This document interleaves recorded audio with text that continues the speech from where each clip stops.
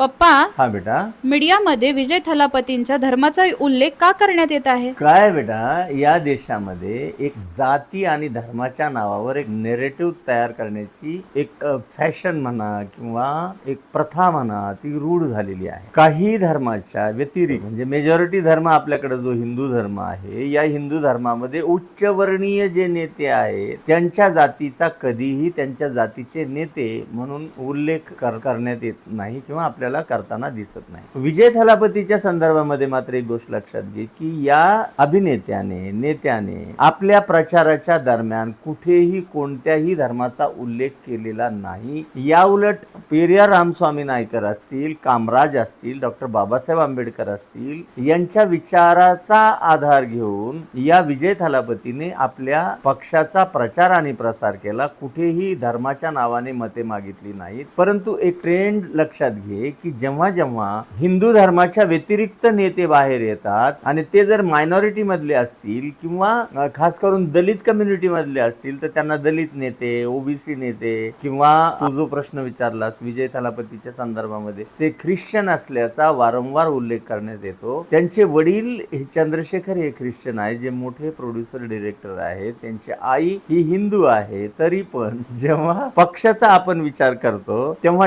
TVK पक्ष कुठलाही धर्म मानत नाही हे त्यांनी डिक्लेअर केलेलं असताना सुद्धा वारंवार सातत्यानं त्याचा जोसेफ विजय असा उल्लेख करणं म्हणजे बघा तामिळनाडूमध्ये ख्रिश्चन नेत्याची सत्ता आली अशा पद्धतीनं सांगण्याचा एक प्रयत्न या निमित्तानं होतो आहे. दुसरी गोष्ट अशी आहे की आज या विजय थलापतीच्या पक्षाला TVKला 108 सिंगल लार्जेस्ट पार्टी अशी अवस्था असली तरी बहुमतासाठी 118 मतांची गरज आहे. या मतांची जुळवाजुळव हे विजय थलापती करत आहेत. परंतु एक अफवा आता एक दिसते आहे की AIADMK आणि DMK ह्या दोघांची युती होईल ही अफवा निराधार आहे. त्याचं कारण असं आहे की एकमेकांचे हे कट्टर वैरी आहेत, राजकीय शत्रू आहेत. त्यामुळे ते कदापि एकत्र येणं शक्य नाही. DMKचे नेते स्टॅलिन यांनी तर सांगितलेलं आहे की आम्हाला विरोधी पक्षात बसण्याचा कौल दिलेला आहे आणि आम्ही विरोधी पक्षात बसणार आहोत. पण काँग्रेसने या